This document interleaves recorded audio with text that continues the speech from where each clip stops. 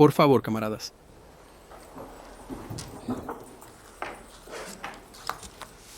Estimados camaradas, una vez más, buenas tardes. Ahora nos hemos reunido con muchos de ustedes. Una vez más, los felicito por la festividad, una maravillosa, el Día de la Guerra de la Flota de Moscú. Ya lo mencioné en las palabras de apertura. En la reunión con los comandantes de las flotas se destacó lo importante y popular que es esta festividad en Rusia entre nuestro pueblo y cuán grande es el respeto hacia las personas de la profesión naval, en general, hacia los marineros y aún más hacia los marineros militares que sirven a la nación. El mar siempre está asociado al riesgo y los marineros militares arriesgan el triple en la guerra. Y se ha formado una cultura particular en el entorno naval militar. Esta cultura también se ha ido formando durante siglos, desde la época de Pedro el Grande. Esto se debe a que requiere conocimientos. La profesión marítima. Está claro que las condiciones de vida modernas, sin duda alguna, aportan sus propias correcciones tanto a la vida cotidiana como al comportamiento. Todo es comprensible, pero aún así todo... En Rusia la gente parte de la idea de que los marinos son, después de todo, una familia especial, una casta especial en el mejor sentido de la palabra. Por eso, una vez más, les felicito de corazón por el Día de la Armada. Les deseo a ustedes, a sus seres queridos, todo lo mejor y, por supuesto, a sus compañeros de armas. Ahora también nos dirigimos a aquellos que están en sus puestos de combate y para ellos los deseos más cálidos. Ya después de la ceremonia de premiación, empezamos a tratar algunos temas por separado con algunos compañeros. Si tienen algo que quisieran compartir conmigo, alguna pregunta, algo que quisieran recibir de mí o algo que quieran decirme, estaré encantado. Por favor, absolutamente en un formato libre. Cualquier pregunta. Sí, por favor. El camarada Víctor Ivanovich, entiendo que los militares suelen estar de pie. Esta es una conversación familiar para nosotros. Vamos a sentarnos. Por favor. Capitán Pavel Gabrienko, Flota del Pacífico. Por supuesto, para la flota, para el Ministerio de Defensa, para todo el país, la tarea principal es lograrlo. Ahora, los objetivos de la operación militar especial. Pero nosotros, como marinos, también cumplimos otras tareas. Por ejemplo, los barcos de la 36ª División de Buques de Superficie a menudo cumplen misiones en diferentes zonas del Océano Mundial y participan en ejercicios internacionales. Y cada año, la cantidad de estos ejercicios internacionales solo aumenta. Y para nosotros es muy importante conocer su evaluación de la labor de los marinos militares en la seguridad sanitaria de nuestro país. Quisiera señalar varios puntos, pero primero usted mencionó los ejercicios internacionales. Esto demuestra que los intentos de aislar a Rusia, incluso en un ámbito tan sensible como la defensa y seguridad, están fracasando totalmente. Un fracaso total. Hay una gran cantidad de países que mantienen una actitud amistosa hacia Rusia y comprenden las tareas que estamos resolviendo en términos de garantizar nuestra seguridad y fortalecer un mundo multipolar. Y esto es importante para la abrumadora mayoría de los participantes en las actividades internacionales. El hecho de que esté aumentando el número de ejercicios conjuntos dice mucho. En cuanto a la enorme importancia estratégica de la Marina, esta ha sido una constante, permanente, desde el mismo momento de la fundación oficial de la histórica flota rusa. La flota siempre ha tenido una gran importancia en la garantía de la seguridad del Estado ruso. Es un hecho muy reconocido que Rusia es, ante todo, una potencia de carácter terrestre y continental. Y lo cierto es que esto es así, al menos si lo observamos a primera vista. Incluso después de la disolución de la Unión Soviética, seguimos siendo el país más grande del mundo en cuanto a territorio. Pero debemos considerar que un vasto 60% de todas las fronteras de la Federación Rusa son extensas superficies de agua, mares y océanos. Por esa razón, incluso desde este punto de vista que es puramente objetivo, la importancia de la Marina de Guerra es absolutamente permanente y sumamente relevante para la nación. Y además de todo lo demás, en la gran tríada de disuasión nuclear estratégica, La flota tiene una importancia realmente enorme. Bueno, qué se le puede decir a la gente, a los militares, en presencia del comandante en jefe de la Marina? No es necesario ni siquiera mencionar lo crucial y fundamental que resulta la flota submarina, la cual se encuentra equipada con misiles balísticos intercontinentales, para lograr disuadir a cualquier tipo de adversario y para infligirle daños totalmente inaceptables en el caso de que se produzca una agresión directa a la Federación Rusa y la creación de amenazas para la soberanía de nuestro país. Precisamente por este motivo, nuestra flota naval fue, es y seguirá siendo durante mucho tiempo un pilar fundamental y estratégico para garantizar la seguridad del país. Y además de todo lo demás, aquí también hay otras cosas que, en apariencia, no están directamente relacionadas con el ámbito militar. Esto para muchos logros en el ámbito de la construcción naval, militar, se utilizan también en sectores civiles, y no solo en la construcción naval, sino también en la electrónica y en muchísimos otros campos. En cuanto a la importancia de la flota, aquí no cabe ninguna duda. Y haremos todo lo posible para fortalecer el componente naval militar del Estado ruso. Sí, ahora nos vemos obligados a destinar muchos recursos a ello, y esto está justificado, para garantizar el éxito y el logro de los objetivos de la operación militar especial. Pero los planes para el desarrollo de la flota, tanto en la zona marítima lejana como en la cercana, existen y sin duda serán implementados. Bueno, el 60% de las fronteras son marítimas. Bueno, ¿qué más se puede decir? Por favor, camarada. Roman Lomanovich, ¿cómo prefiere que lo llamen?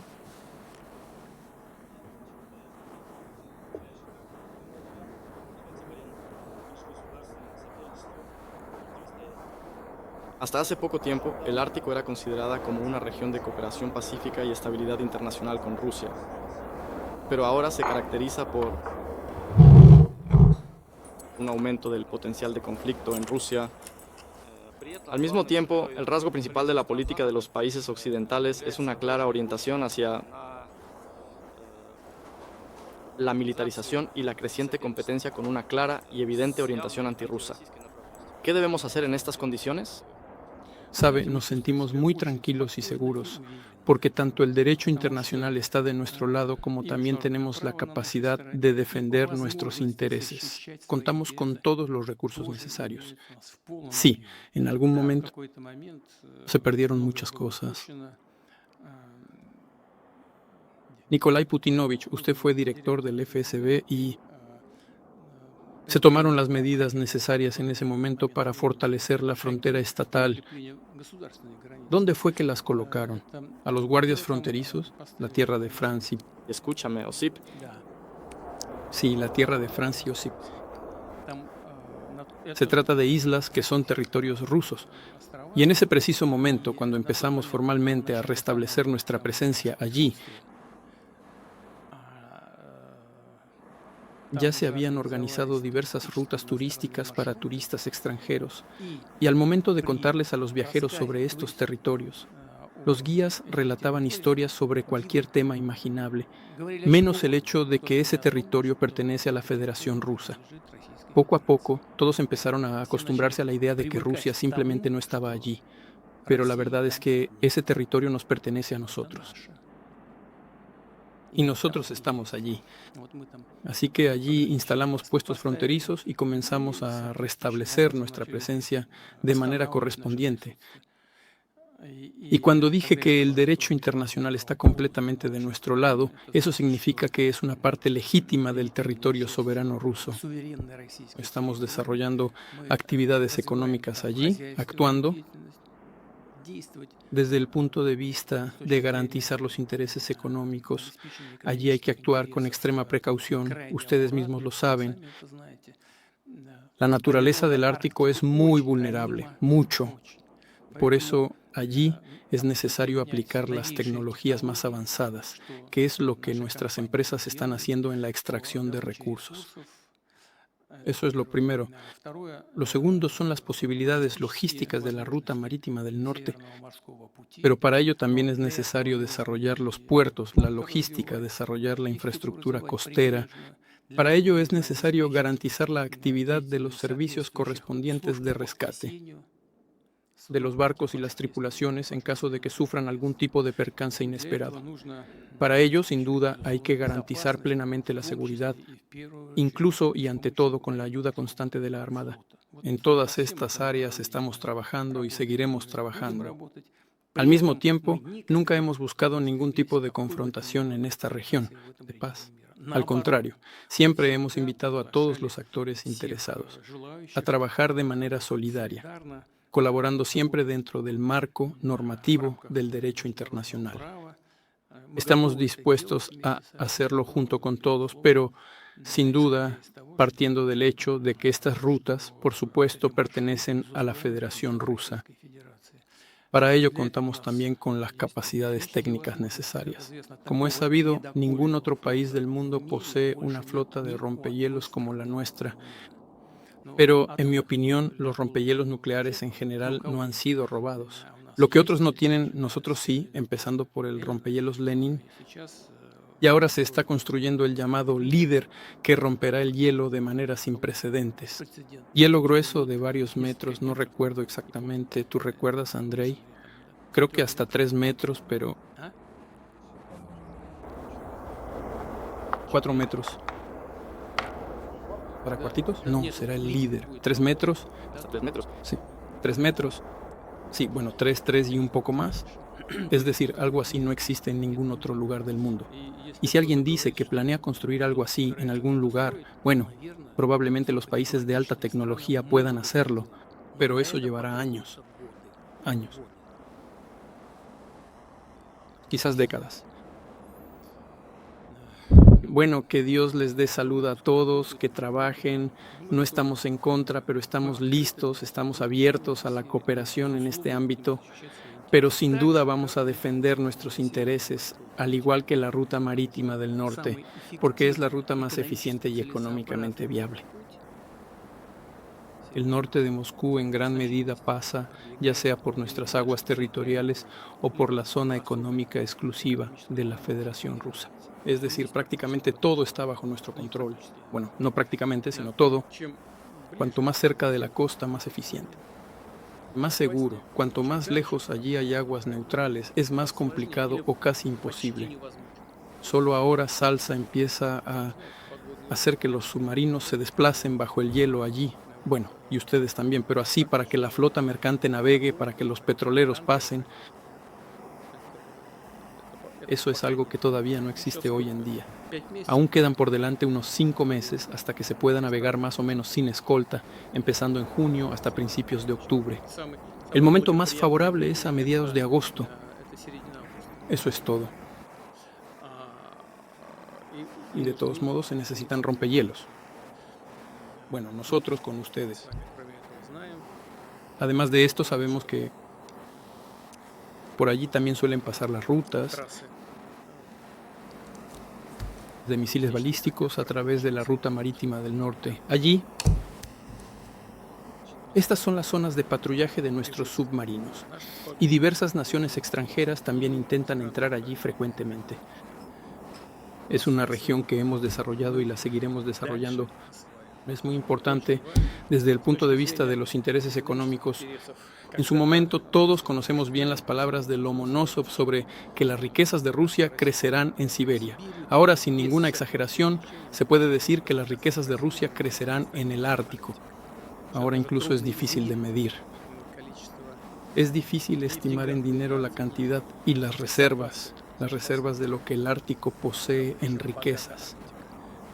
Pero nosotros, además de todo lo demás, ya hemos desarrollado todo un programa y seguiremos haciéndolo. La creación de condiciones para que las personas puedan vivir y trabajar allí. Me refiero también a la mejora y el establecimiento de buenas condiciones, incluyéndolas en las ciudades de la zona ártica. Allí se está realizando un gran trabajo y sin duda La presencia de nuestras Fuerzas Armadas, que no amenazan a nadie, pero que garantizan los intereses de la patria, es una parte muy importante de todo el trabajo en el Ártico. Gracias a usted. Le deseo éxitos. Adelante, por favor. Camarada Comandante Supremo de las Fuerzas Armadas de la Federación de Rusia, capitán de tercer rango Kislov Mikhail Andreyevich, Flota del Mar Negro. Las realidades de la guerra moderna han salido a primer plano. El empleo estratégico y masivo de complejos no tripulados en diversos medios y entornos. Según los especialistas en la materia, el futuro de la lucha en el mar pertenece a la llamada Flota Mosquito, compuesta por naves pequeñas y rápidas, y supuestamente ya no habrá lugar para los grandes barcos. ¿Es esto realmente así o es una visión simplificada? Eso lo dicen quienes trabajan en el ámbito de la flota Mosquito, ganan dinero con ello, planean ganar dinero o simplemente buscan afirmarse. Trabajan en este sector tan importante. ¿Qué es exactamente la llamada flota Mosquito? No hay, en mi opinión, una definición clara. Vania y yo estamos en San Petersburgo. Aquí cerca, en el Golfo de Finlandia, tuvieron lugar batallas contra la flota sueca en su momento. A ver, y si la memoria no me falla, ¿en qué año preciso fue la batalla de Gangut? ¿Quién lo recuerda? La batalla de Gangut, ¿verdad? Aquí mismo, ¿no? En el 17. ¿En el 17? Puede ser, sí. Y después de eso, por cierto, Pedro I vivió unos 2 años directamente en los barcos. En ese entonces, Rusia no tenía barcos grandes, solo había pequeños. Relativamente pequeños en comparación con los suecos, lo que hicieron Pedro y nuestros almirantes. Consiguieron trasladar con éxito pequeñas embarcaciones de una zona de combate a otra, alcanzando así la victoria. Y luego empezaron a desarrollarse las lanchas, los botes pequeños y así sucesivamente. Miren lo que está ocurriendo ahora en la zona del conflicto de Oriente Medio. Se desempeñan con una eficacia notable. Aquellas personas que operan esta flota Mosquito. Pero siempre ha existido. La cuestión está en las nuevas tecnologías. Y nosotros también tenemos, y desde hace tiempo, barcos de pequeño desplazamiento, pero equipados con armamento muy moderno. Bueno, los misiles Caliber siguen disparando y disparando sin parar, como debe ser, e impactan en el blanco con total precisión. De hecho, lo hacen desde pequeñas lanchas y desde barcos de pequeño tamaño. Y se puede aún más pequeño. Y aparecen nuevas armas con las que se pueden equipar estos barcos y lanchas. Y también tenemos las tecnologías. Por ejemplo, tomen el Poseidón, del que ya hemos hablado en varias ocasiones. Esto también es en esencia un aparato submarino no tripulado. Y ahora prácticamente ya lo tenemos, en la etapa final de todo el proceso. Estamos avanzando para terminarlo y ponerlo en servicio de combate. Es decir, las tecnologías existen, pero por supuesto hay que seguir desarrollándolas, perfeccionarlas y aplicarlas a las zonas acuáticas concretas y también acciones de combate concretas. La cuestión es hacerlo a tiempo, evaluar la situación a tiempo, reaccionar a tiempo. No siempre ha sido así en nuestra historia, esto ha ocurrido varias veces. A veces lo lográbamos, a veces no, pero siempre, y quiero subrayarlo, al final entendíamos lo que había que hacer. Y lo hacíamos al más alto nivel. Y ahora mismo está ocurriendo exactamente lo mismo. Ahora tenemos vehículos no tripulados, tanto submarinos como de superficie, y funcionan de manera muy eficaz, incluso en la zona de combate. Se lo digo con total seguridad, con seguridad. Y sin duda vamos a seguir desarrollando esta área. Repito, este tipo de armamento puede llegar a ser un medio de combate sumamente eficaz, especialmente en los entornos de combate a corta distancia, más aún porque actualmente se encuentran en fase de desarrollo diversos sistemas de ataque avanzados que pueden instalarse en estos barcos y lanchas. Pero en lo que respecta a los grandes buques de guerra, continúan representando hoy en día el pilar fundamental de la flota. Me refiero a los submarinos nucleares portadores de misiles estratégicos, de tecnología de misiles de largo alcance intercontinental, pero también los buques de superficie, las fragatas, los cruceros y así sucesivamente. La cuestión es solo que ellos, al igual que, por ejemplo, los grupos de portaaviones, deben estar protegidos de manera fiable. Deben contar con modernos sistemas de detección y de combate contra el enemigo. En general, incluso nuestros almirantes que crearon la flota rusa en tiempos pasados decían que la flota debía ser equilibrada, y ahora con mayor razón debe ser equilibrada. Hay que entender en qué zona debe emplearse eficazmente cada cosa. Pero para los grandes buques y la flota submarina, así como para los grandes buques de superficie, no solo tienen lo suyo. No cabe la menor duda de que seguirán siendo el pilar fundamental para el desarrollo de la flota en toda su totalidad. Es más todavía, porque en los grandes buques están apareciendo modernos medios de ataque y defensa. Bueno, un solo Zircon ya se siente con fuerza. Todavía hay que trabajar con él, hay que observarlo cuidadosamente, pero el uso más reciente demuestra que se está volviendo cada vez más preciso. Un misil hipersónico, y hay pocos países en el mundo que tengan ese tipo de arma, y no solo lo tenemos, sino que lo seguimos perfeccionando y lo seguiremos haciendo en el futuro. La flota debe estar bien equilibrada y así es como será. Gracias. Adelante, por favor. Camarada Comandante Supremo de las Fuerzas Armadas de la Federación Rusa, Guardia, Marinero Mayor Suchkov, Flotilla del Caspio. Es un gran honor reunirme hoy aquí con usted en el Día de la Armada. Hasta hace muy poco no podía creer que para mí, movilizado, una reunión así pudiera ser siquiera posible.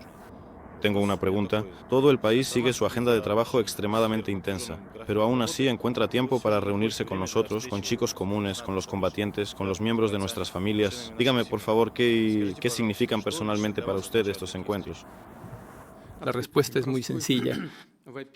En primer lugar, me reúno no solo en un ambiente festivo como este con ustedes, con personas que se han destacado de la mejor manera en condiciones de combate, sino también durante el transcurso de nuestra jornada laboral diaria, que a simple vista podría parecer rutinaria, también me reúno con ustedes. Ante todo, quiero poner de manifiesto y resaltar con énfasis la enorme importancia de la causa a la que todos ustedes sirven. Eso es lo más importante de todo. La segunda tarea es escucharlos a ustedes. Entiendo que, aún así, existen ciertas limitaciones. Los militares son personas muy reservadas.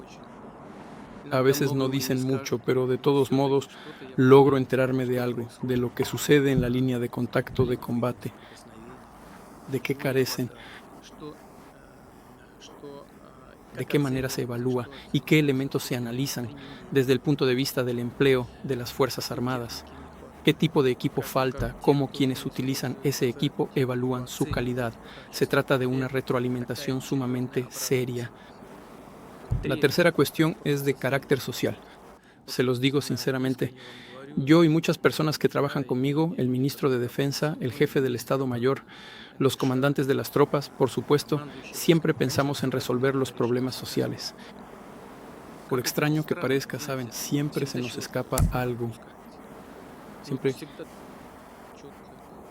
falta algo o algo se nos pasa por alto. No es porque alguien no quiera, sino porque la vida es compleja y diversa. Y a menudo simplemente las personas no se dan cuenta cuando toman decisiones allá arriba, mientras que abajo la gente vive, dentro del marco de esas decisiones tomadas.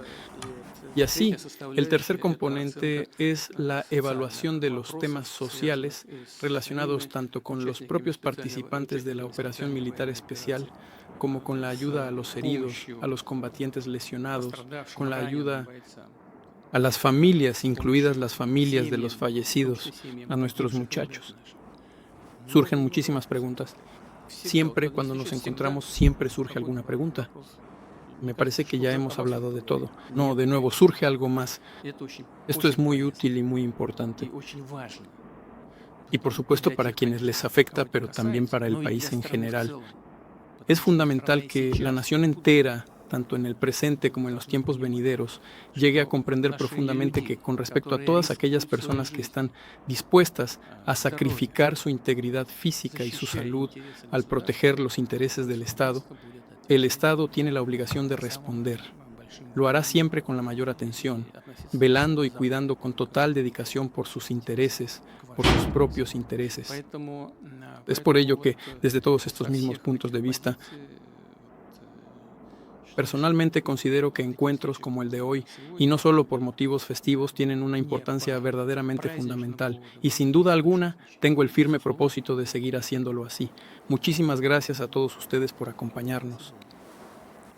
Camarada Comandante Supremo de la Federación de Rusia, Guardia, Sargento Mayor Timur Nikolaevich Naumov, Flota del Norte. La Infantería de Marina ha estado en primera línea desde los primeros días de la operación militar especial. Hemos visto mucho, pocas cosas nos sorprenden, pero lo que resulta absolutamente inconcebible e indignante es el comportamiento extremadamente violento y despiadado del enemigo hacia la población civil.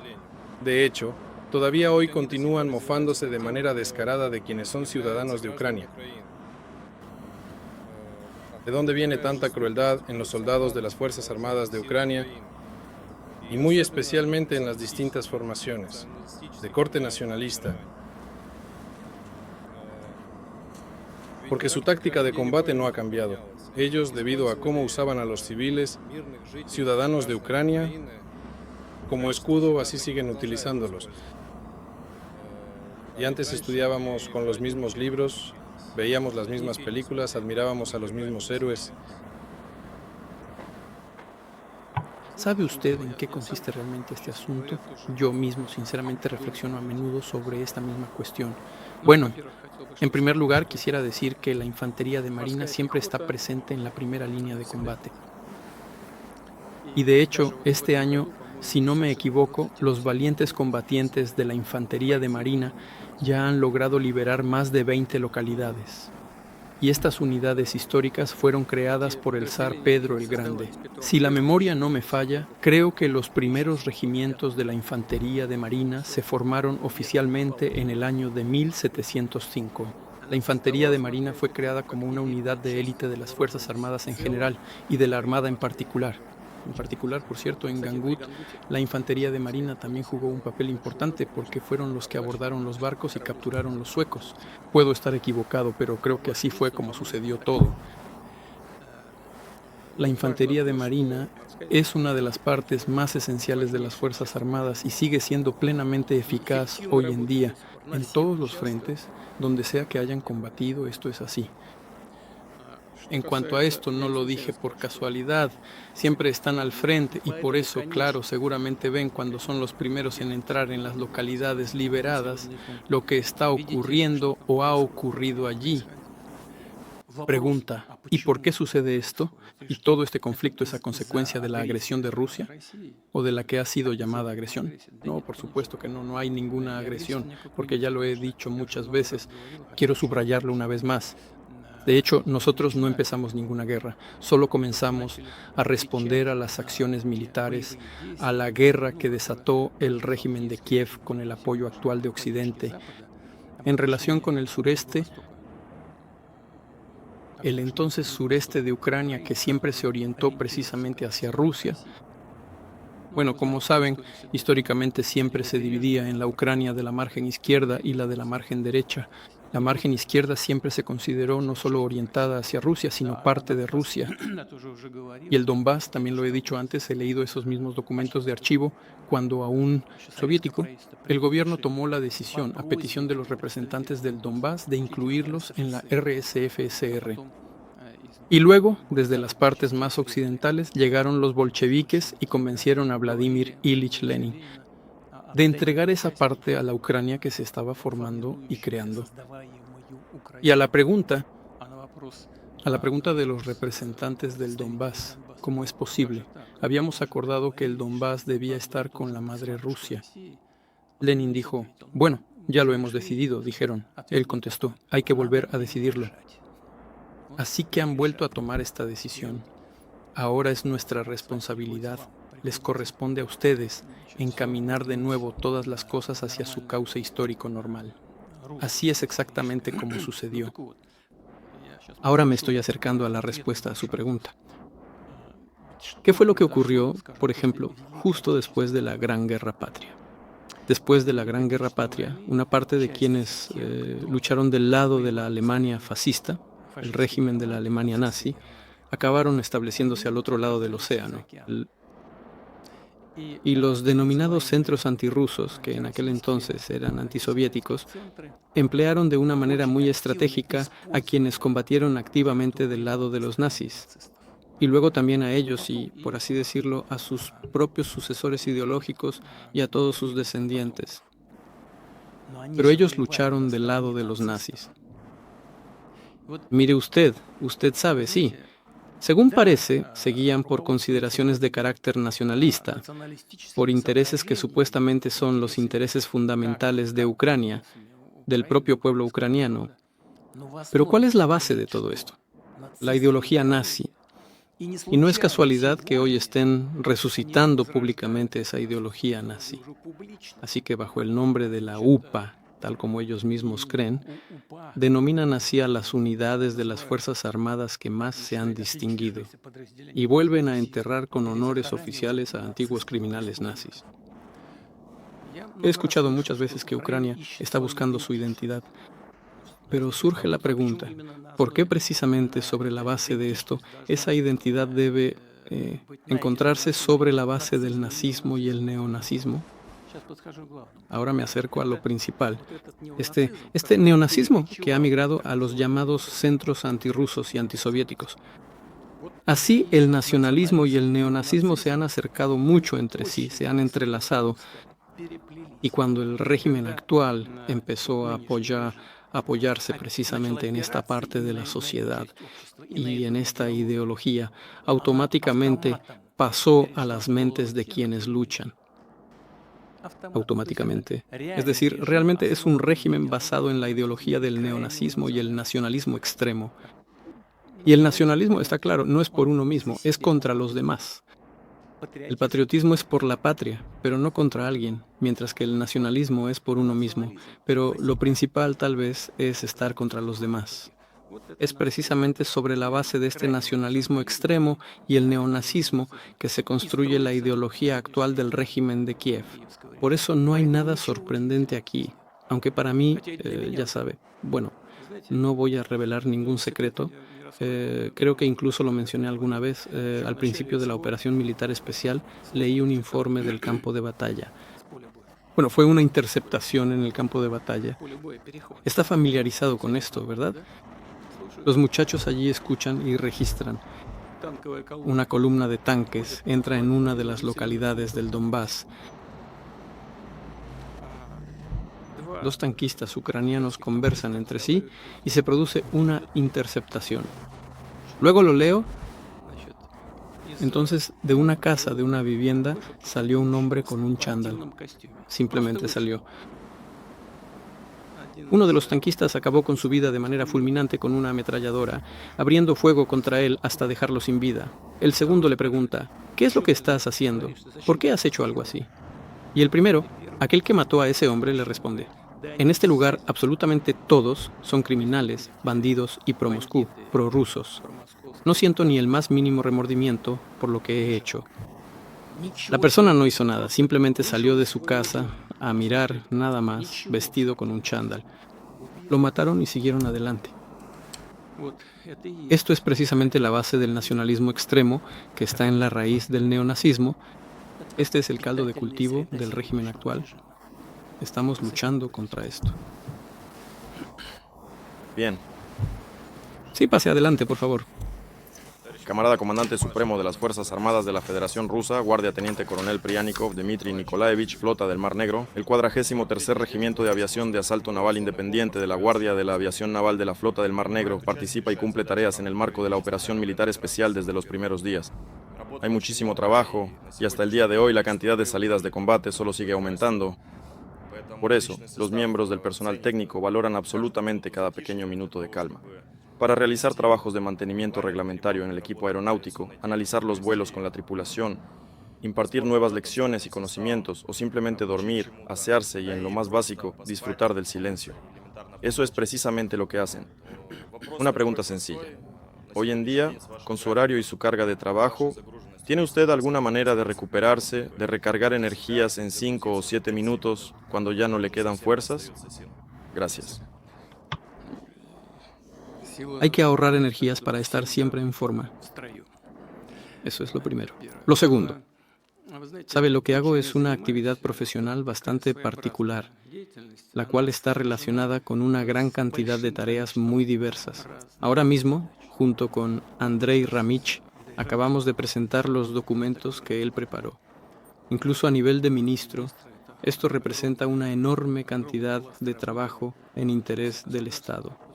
Acabamos de discutir varias cuestiones financieras, así como asuntos organizativos e internacionales.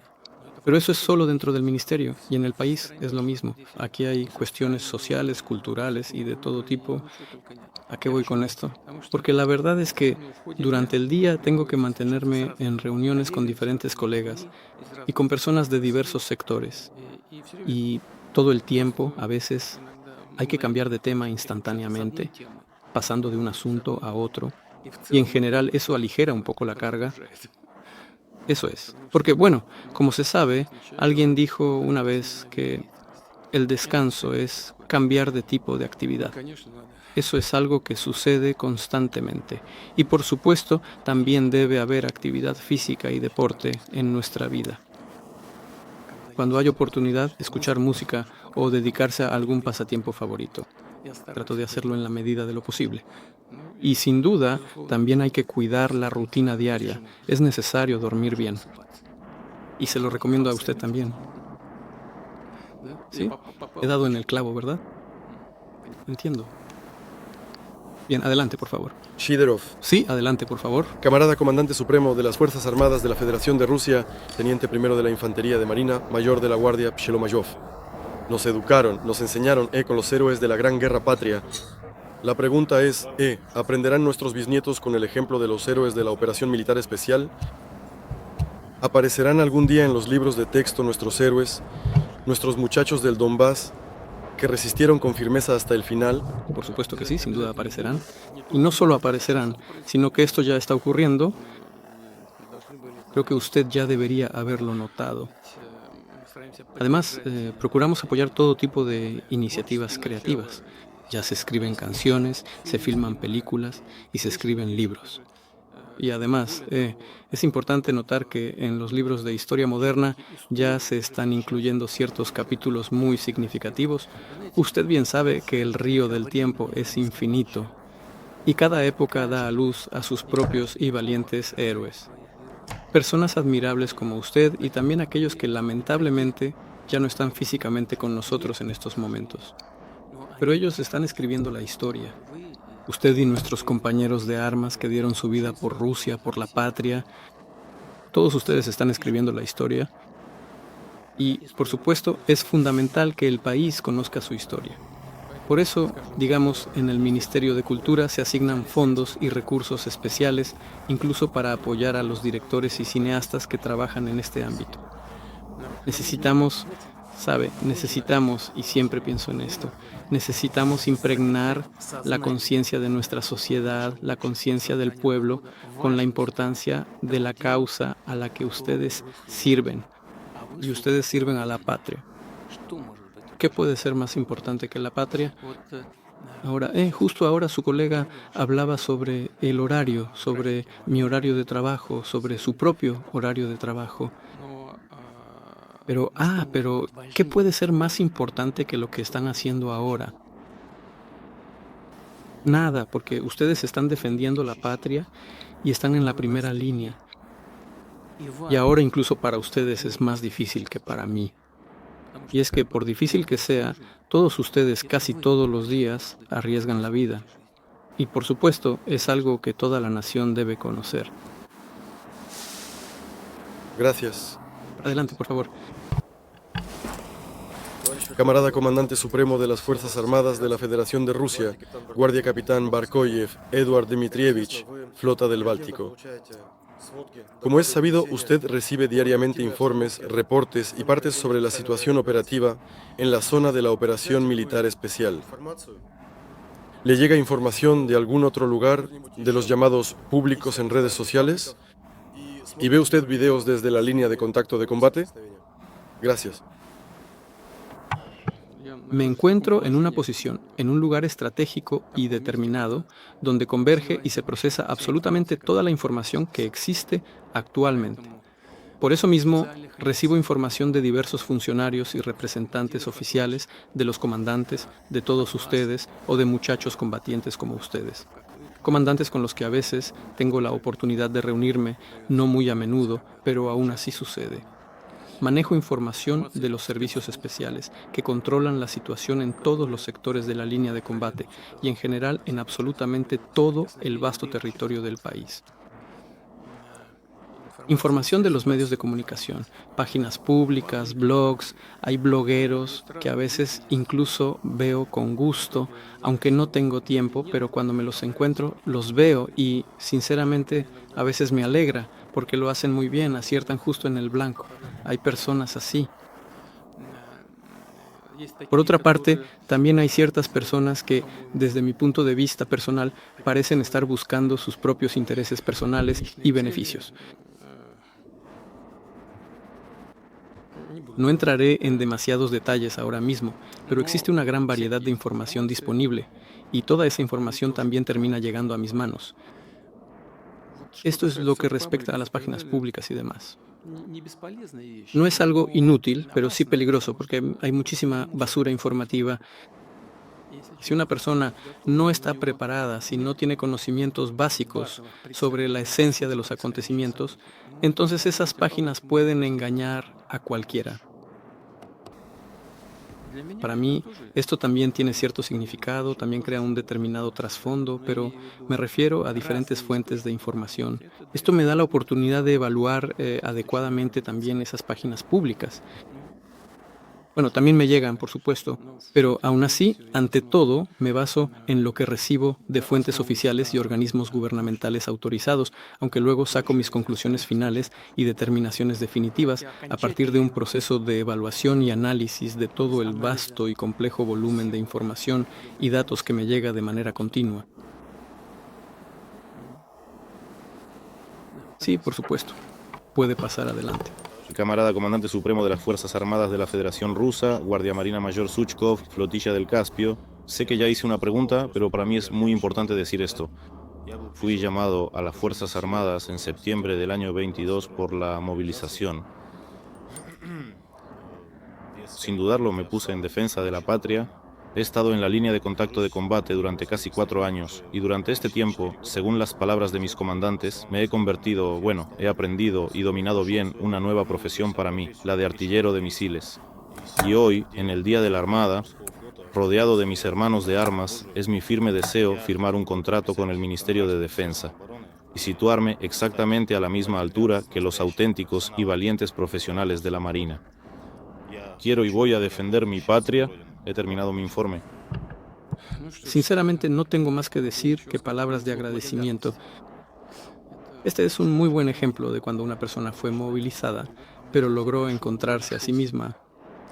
Y en general, ¿saben? La verdad es que cuando veo lo que les sucede a ustedes, cuando me encuentro constantemente con jóvenes como ustedes, ¿saben qué clase de pensamiento profundo me viene a la mente justo ahora? Se trata de personas que antes llevaban una vida muy modesta, individuos que eran totalmente invisibles y que simplemente cumplían con su deber en algún servicio estatal o incluso en el sector militar, pero ahora, en las circunstancias actuales, muchos de ellos han empezado a sentirse de una manera muy distinta a como lo hacían anteriormente. ¿No es cierto? Porque entienden perfectamente que están cumpliendo una función fundamental y necesaria para la protección y defensa del Estado. Hay una gran variedad de factores fundamentales y de gran relevancia que sirven para estabilizar a la nación y que permiten que ésta se desarrolle. El poder del Estado en la actualidad se compone de una serie de elementos críticos: el crecimiento de la economía, la solidez de las finanzas, la seguridad informática y, por supuesto, el fortalecimiento de la industria. Todos estos elementos son fundamentales para el progreso del país. Pero la labor de defensa directa del Estado, sin duda alguna, coloca a las personas comprometidas que la llevan a cabo en la vanguardia, en la primera línea de quienes no solo protegen con honor al país, sino que también lo fortalecen y construyen activamente su futuro. Por todo eso, les deseo de corazón mucho éxito en su misión. Les expreso mi más sincero agradecimiento a todos ustedes. De nada. Camarada Comandante Supremo de las Fuerzas Armadas de la Federación Rusa, Guardia Sargento Menor Malfiv Víctor Mikhailovich, Flota del Norte. En el año 2026 celebramos simultáneamente el 330º aniversario de la Armada y el año de la unidad de los pueblos de Rusia. Para nosotros esto es simbólico, ya que la Armada históricamente ha unido a representantes de todas las nacionalidades. Y en la primera línea ahora también hay un verdadero internacionalismo. Pero allí no pensamos en qué pueblo representa cada uno.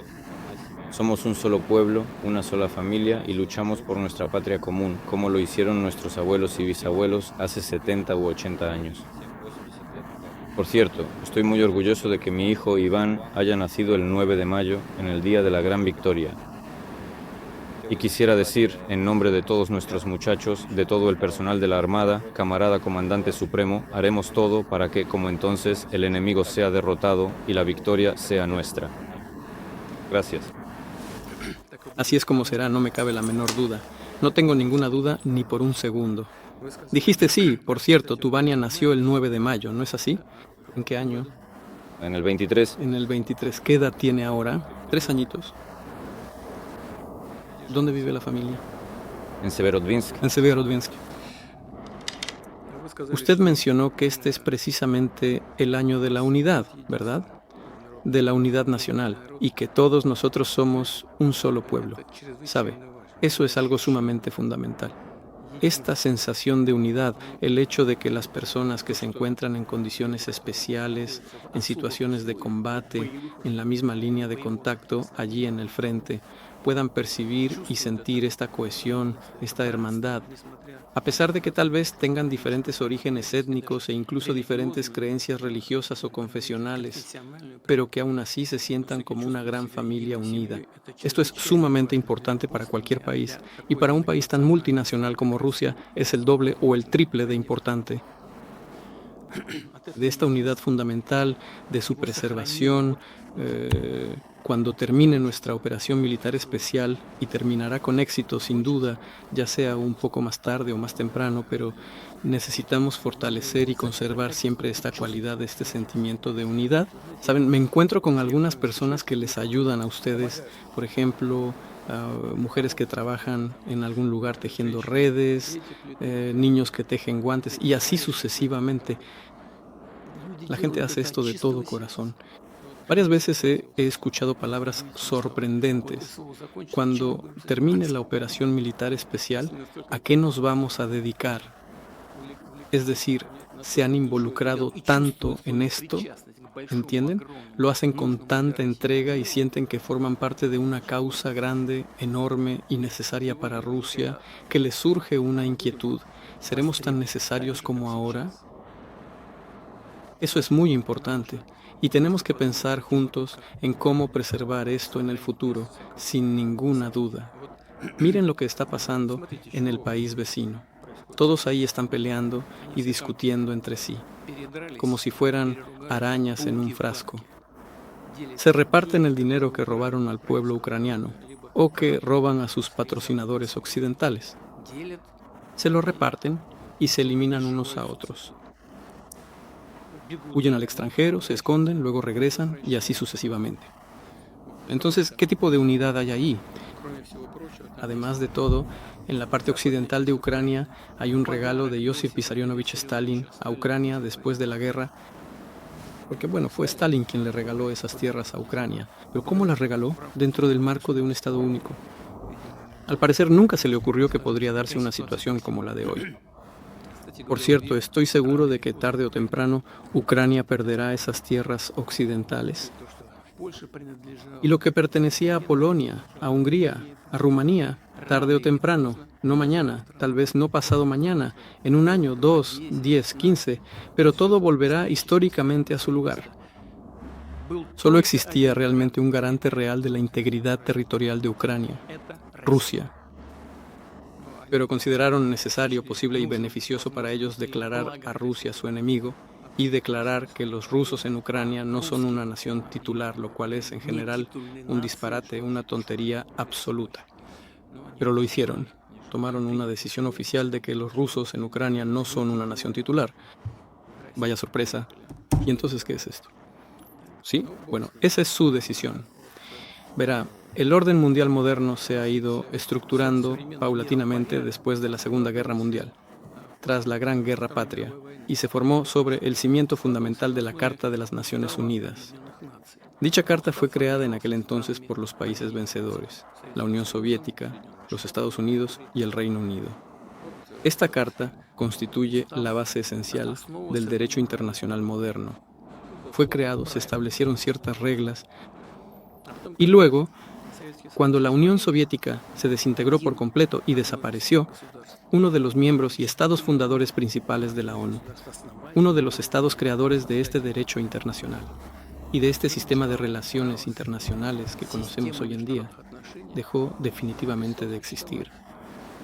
Y los llamados vencedores en la Guerra Fría, no solo Estados Unidos, sino todo el Occidente colectivo, de repente decidieron que había que corregir algo.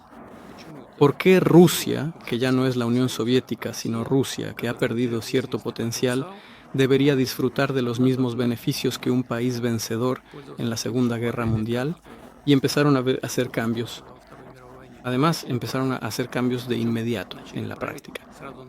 Recuerden los acontecimientos en Yugoslavia. Y bueno, ahora no voy a hacer valoraciones detalladas. Se trata de un proceso bastante complejo, pero la división del pueblo serbio en diferentes entidades nacionales y así sucesivamente. Se tomaron decisiones que en absoluto correspondían a lo establecido en la Carta de las Naciones Unidas. No, simplemente dejaron salir al genio de la botella. Es más, en su momento nos prometieron a Mikhail Sergeyevich Gorbachev que no iban a expandir la OTAN. Una expansión tras otra, a pesar de nuestras numerosas protestas y demás. No les importaron en absoluto sus promesas ni los intereses de seguridad de la Federación Rusa. Siguieron avanzando hasta que llegaron a Ucrania. Y el entonces presidente de Ucrania estaba a favor de unirse a la UE, pero en contra de unirse a la OTAN. ¿Qué hicieron? Llevaron a cabo un golpe de Estado, además sangriento y anticonstitucional. Y todo Occidente hizo como si no pasara nada grave. Bueno, así debe ser.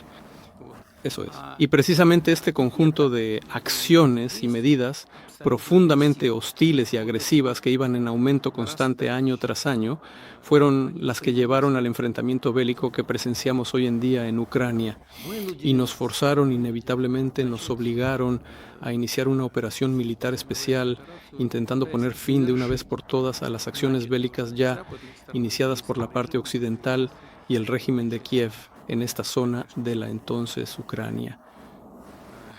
Pero lo que usted dijo sobre la unidad del pueblo ruso y sobre el hecho de que en la línea del frente, en la zona de combate, se sienten como una sola familia, es un logro sumamente importante de la operación militar especial. Esto es muy importante para nosotros. Nuestra tarea común, la suya y la mía, es luego preservar ese sentimiento de unidad del pueblo multinacional ruso. Y una vez más, quiero felicitarlos por el Día de la Armada y desearles todo lo mejor a todos. Cuídense a ustedes mismos y a los equipos que tienen a su cargo. Les deseo suerte y que todos logremos la victoria. Gracias a ustedes. Camarada Comandante Supremo, compañeros, sin duda esta conversación, este encuentro es importante para nosotros. Nos dirigimos a usted con una petición personal, si es posible, de dejar un autógrafo como recuerdo en cosas importantes. Eso es lo que es importante para cada persona.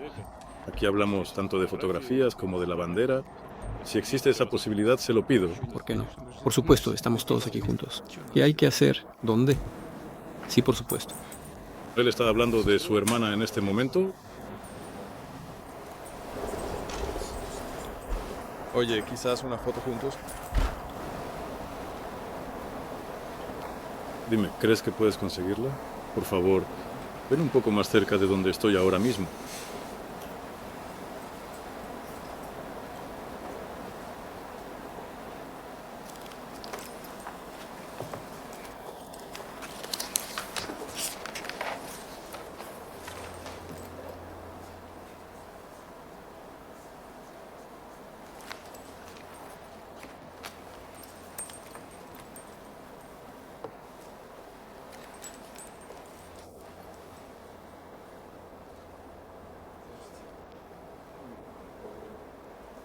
¿Y el guardia mayor? General, ¿se puede? Naumov, sí, por favor. Permítame, en nombre de la 61ª Brigada de la Guardia, pedirle que deje una firma conmemorativa en la bandera de nuestra brigada. ¿Me lo permite?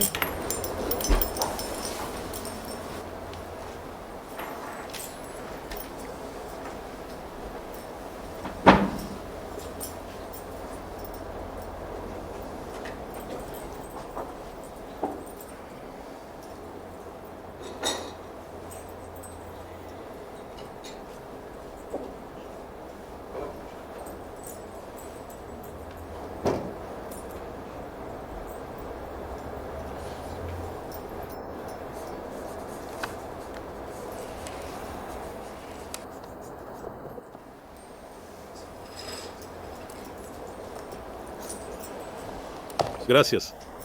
No, gracias a usted. Feliz fiesta una vez más. Que le vaya bien. Camarada oficial.